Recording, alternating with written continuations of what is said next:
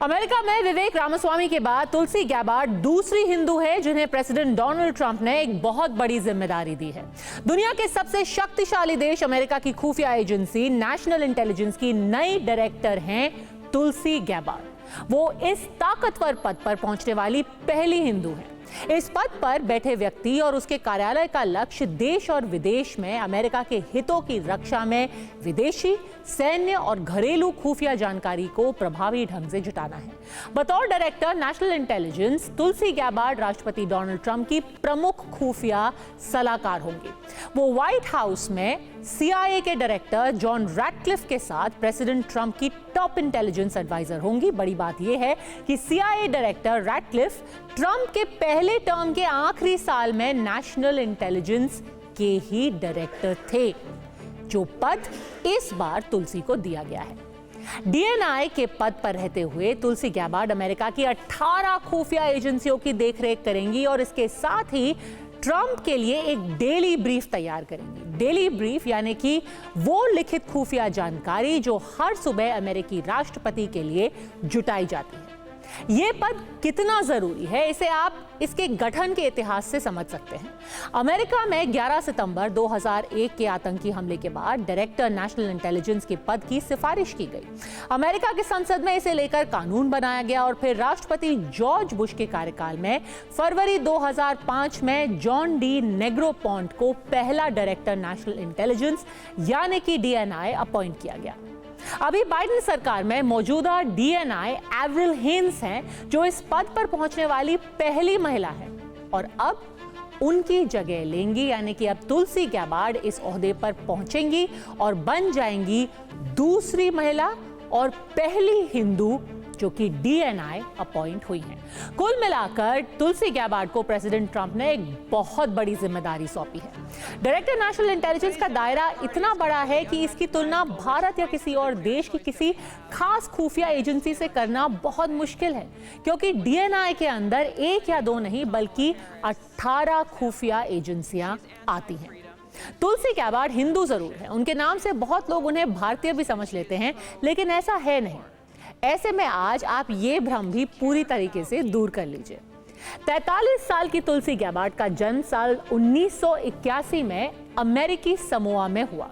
उनके पिता का नाम माइक गैबार्ड और मां का नाम कैरल गैबार्ड है। वो गैबार्ड दंपत्ति की 5 संतानों में से एक है। 1983 में जब तुलसी 2 साल की ही थी तो उनका परिवार अमेरिका के हवाई राज्य में आकर बस गया। हवाई में आने के बाद उनकी मां कैरल ने हिंदू धर्म अपनाया, जबकि उनके पिता रोमन कैथोलिक ईसाई थे। हिंदू धर्म के प्रभाव के कारण ही कैरल ने अपने बच्चों के हिंदू नाम रखे। तुलसी अमेरिकी आर्मी नेशनल गार्ड में 2 दशक से ज्यादा वक्त तक सेवा दे चुकी हैं। वो अमेरिका सेना की रिजर्व बटालियन में अभी लेफ्टिनेंट कर्नल के पद पर हैं। तुलसी अमेरिका सेना की तरफ से मिडिल ईस्ट और अफ्रीका में तैनात भी रह चुकी हैं। इराक की जंग में शामिल होने के लिए उन्हें कॉम्बैट मेडिकल बैज से भी सम्मानित किया गया। अमेरिका में ट्रंप के विरोधी तुलसी को डायरेक्टर नेशनल इंटेलिजेंस बनाने के फैसले की आलोचना कर रहे हैं। उन्हें खुफिया सेवा के लिहाज से अनुभवहीन यानी कि इनएक्सपीरियंस बताया जा रहा है। लेकिन विरोध करने वाले ये भूल जाते हैं कि तुलसी एक सैनिक भी हैं जो अमेरिका के लिए जंग लड़ चुकी हैं। ट्रंप कैबिनेट में नई जिम्मेदारी मिलने के बाद उनका आर्मी ट्रेनिंग का एक ये वीडियो तेजी से वायरल हो रहा है। 1 मिनट के इस वीडियो में तुलसी कभी हथियार चलाती हुई नजर आ रही हैं तो कभी कड़ी फिजिकल ट्रेनिंग से गुजरती दिख रही हैं। एक सैनिक के साथ साथ वो अमेरिका की एक सफल राजनीतिज्ञ भी हैं। सिर्फ 21 साल की उम्र में वो डेमोक्रेट पार्टी से हवाई स्टेट हाउस ऑफ रिप्रेजेंटेटिव्स की सदस्य निर्वाचित हुई। लेकिन इराक में जब जंग छिड़ी तो उस वजह से वो दोबारा चुनाव नहीं लड़ी और अमेरिकी सेना में सेवा देने के लिए सीधा इराक पहुंच गई। इसके बाद 2013 से 2021 तक वो लगातार 2 बार हवाई राज्य से अमेरिकी संसद के निचले सदन हाउस ऑफ रिप्रेजेंटेटिव्स के लिए चुनी गई। 2020 में तुलसी ने डेमोक्रेट पार्टी में राष्ट्रपति पद की उम्मीदवारी भी पेश की थी। इसके बाद धीरे धीरे उनका डेमोक्रेटिक पार्टी से मोह भंग होता गया और आखिरकार 2022 में उन्होंने खुद को इंडिपेंडेंट घोषित कर दिया। 2024 आते आते वो अब डोनाल्ड ट्रंप की समर्थक बन गई, ट्रंप के लिए जमकर प्रचार किया और पिछले अक्टूबर में औपचारिक रूप से वो रिपब्लिकन पार्टी में शामिल हो गई। तुलसी गैबार्ड के पिता माइक गैबार्ड रिपब्लिकन थे, लेकिन बाद में डेमोक्रेट बन गए, जबकि तुलसी ने अपना पॉलिटिकल करियर डेमोक्रेटिक पार्टी से शुरू किया, लेकिन अब वो रिपब्लिकन बन चुकी है। तुलसी जब सांसद थी तब भी वो खुलकर अपनी धार्मिक पहचान बताती थी। कई मौकों पर तुलसी धार्मिक ग्रंथ भगवद गीता के बारे में बोलती और भजन गाते हुए दिखाई दी। तुलसी जब पहली बार संसद पहुंची थी तब भी उन्होंने इस तरीके से गीता पर हाथ रखकर शपथ ली थी। शपथ ग्रहण के बाद तुलसी ने कहा कि भगवद गीता से मुझे ये प्रेरणा मिलती है कि मैं अपना जीवन अपने देश और दूसरों के लिए अर्पित कर सकूं। अमेरिकी मीडिया रिपोर्ट्स के मुताबिक गीता प्रेम की वजह से ही वो प्रधानमंत्री मोदी के भी बेहद करीब रही। पीएम मोदी जब सितंबर 2014 में अमेरिका गए तब तुलसी ने उनसे मुलाकात की, उन्हें नमस्ते किया, माला पहनाकर स्वागत किया और फिर अपनी निजी गीता की कॉपी उन्हें भेंट की। यानी कि वो भागवत गीता जो तुलसी गैबार्ड के पूजा घर का हिस्सा थी, जिसे वो खुद रोज पढ़ती थी। तो आप समझ ही सकते हैं कि हिंदू धर्म में तुलसी गैबार्ड का कितना गहरा विश्वास है। 2015 के अप्रैल महीने में जब उनकी शादी अमेरिका में हुई तो इसकी चर्चा भारत तक हुई। तब तुलसी ने वैदिक रीति रिवाज से अपने गृह राज्य हवाई में सिनेमाटोग्राफर एब्राहम विलियम्स से शादी की। इस विवाह को पंडित विनोद दवे ने पूरे विधि विधान के साथ संपन्न कराया। एक पत्रिका में छपी रिपोर्ट के मुताबिक इस शादी में अमेरिका में भारत के तत्कालीन कार्यवाहक राजदूत तरनजीत संधू और राम माधव, जो कि आरएसएस से जुड़े हुए हैं, वो दोनों मौजूद थे। उस वक्त राम माधव बीजेपी के प्रवक्ता भी हुआ करते थे। इससे पहले 10 साल से भी अधिक वक्त राम माधव राष्ट्रीय स्वयंसेवक संघ के राष्ट्रीय प्रवक्ता रह चुके थे। शादी समारोह के बीच उन्होंने प्रधानमंत्री नरेंद्र मोदी का व्यक्तिगत संदेश दंपति के लिए पढ़ा और उपहार के तौर पर पश्मीना शॉल और भगवान गणेश की एक प्रतिमा दी। इसके साथ ही नवविवाहित दंपति को हनीमून के लिए देवभूमि भारत आने का न्योता भी दिया। जिस पत्रिका में ये रिपोर्ट छपी उसके मुताबिक तुलसी गैबार्ड के राजनीतिक उदय के पीछे आरएसएस से जुड़े हिंदू स्वयंसेवक संघ, बीजेपी के ओवरसीज फ्रेंड्स और विश्व हिंदू परिषद ऑफ अमेरिका का भी हाथ बताया गया।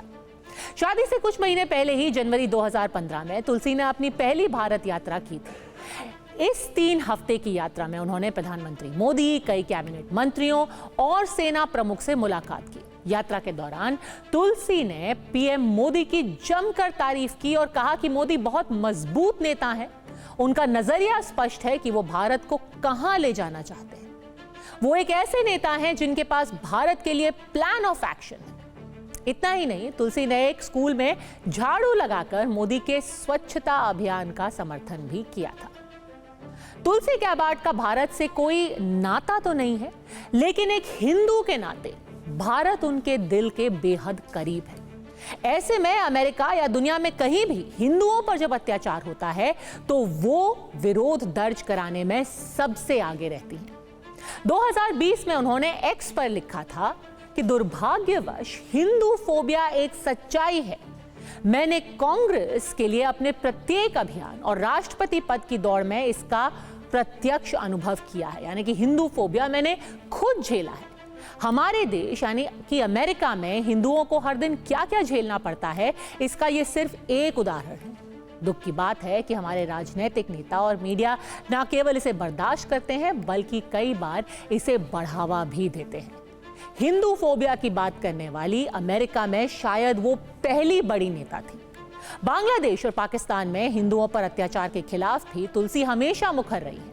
बांग्लादेश में 2021 में दुर्गा पूजा के दौरान हिंसा भड़की और 100 से ज्यादा हिंदू परिवारों पर हमले हुए। इस दौरान कई हिंदू मंदिरों, घरों और दुकानों में तोड़फोड़ के मामले सामने आए। उस वक्त भी भारत में कुछ ही लोग थे जिन्होंने अपनी आवाज उठाई, पर तुलसी गैबार्ड ने उस वक्त अमेरिका में एक्स पर एक वीडियो संदेश जारी कर इन हमलों की निंदा की थी। तुलसी गैबार्ड पाकिस्तान को आतंकवाद को शह देने से बाज आने की भी नसीहत दे चुकी हैं। 2019 में जब पुलवामा आतंकी हमला हुआ तो उन्होंने पाकिस्तान की सरकार को सोशल मीडिया के जरिए जमकर फटकार लगाई थी। पाकिस्तान और बांग्लादेश में आज भी हिंदुओं को सताने का सिलसिला जारी है। खासकर बांग्लादेश में इस साल 5 अगस्त के बाद से इस्कॉन समेत कई मंदिरों, हिंदुओं के घरों और दुकानों को निशाना बनाया गया। ऐसे में अब तुलसी गैबार्ड को अमेरिका में डायरेक्टर नेशनल इंटेलिजेंस का पद मिलने पर इस्कॉन ने भी खुशी जताई है। ये एक ऐसा वक्त है जब दुनिया भर में इस्लामोफोबिया की बात करना एक फैशन सा बन गया है। ये पॉलिटिकली करेक्ट चीज है, पर ऐसे वक्त पर भी तुलसी गैबार्ड उन नेताओं में से एक हैं, खास तौर पर अमेरिका में, जिन्होंने लगातार हिंदुओं पर हो रहे हमले, हिंदू फोबिया का मुद्दा उठाया है। ऐसे में तुलसी को नेशनल इंटेलिजेंस की कमान सौंपकर डोनाल्ड ट्रंप ने भी हिंदू फोबिया के खिलाफ एक बड़ा मैसेज दिया है। ट्रंप कैबिनेट में तुलसी का चयन कनाडा से लेकर बांग्लादेश तक को कड़ा संदेश है, जहां सरकारों की शह पर एक एंटी हिंदू प्रोपेगेंडा चलाया जा रहा है। साथ ही साथ उन लोगों को भी चेतावनी है जो लगातार इस्लामिस्ट आतंक को बढ़ावा देते हैं, उनको शह देते हैं।